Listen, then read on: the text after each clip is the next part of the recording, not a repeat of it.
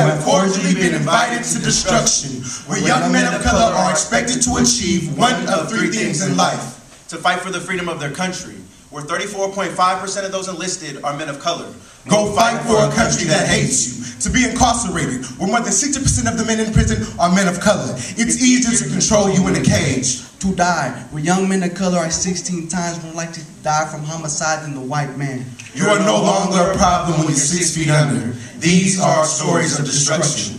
It's crazy what the world expects of me. When I look in the mirror, I see me. But unfortunately, they see a young colored man whose life means nothing and would proudly be willing to sacrifice himself at the front lines. But I refuse to be fooled. Rolling around, having my own version of Call of Duty is not my type of cool. Seeing the suffering of others is something I could not bear. The beginning of my recruitment letter with you, I must share. Dear Mr. Woods, how would you like to enlist in the U.S. Army to help ensure the safety of your family and your country?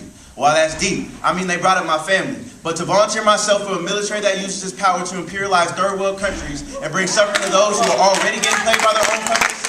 Well, what about their families? So joining is not an option. And they say I'll get benefits, but really will they ever come? I mean, where are my benefits for being a United States citizen? Oh wait, did those get misplaced too? So you must be joking, because when did you ever care for the poor working class colored man in society? So take your letter back, and why don't you give it to your sons? Because me and my black and brown brothers are done dying for your cause.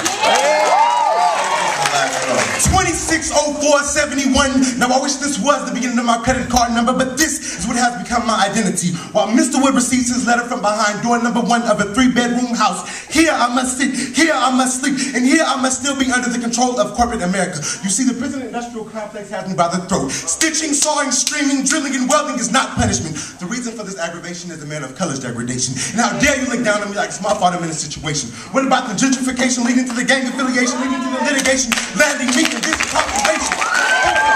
Separation between accusation and true, genuine justification. What I'm asking is, how much of your 60% is actually guilty and deserves to live in that 4-by-6-foot room? Do you feel me? And refuse to feel me for little black me. You thought that was something? Take a look behind door 3. It seems that there's only one path I got to follow. It's a dark box in a deep hole as my mom's cries are hollow.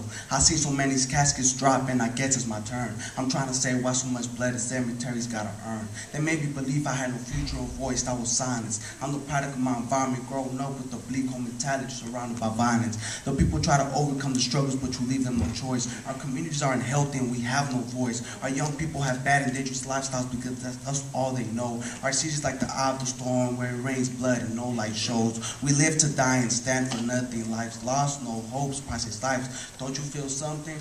Our black and brown brothers are the self-made soldiers. Black Panthers, brown berets, young lords, and many more other real warriors. We're fighting a war against the wrong people. We're killing each other, but why? If we're all equal. We are on our knees as the chants get louder, with the real enemy standing tall with institutional power. So what are we gonna do? Sit back and contemplate? Never that. Stand up and rise and begin to choose your own fate. We refuse to be another statistic. We refuse to be controlled. We refuse till time takes its toll. Changes will be made and they will be drastic. We refuse to be handcuffed, laying dead in our casket. We refuse to be another statistic. We do not accept your invitation to destruction.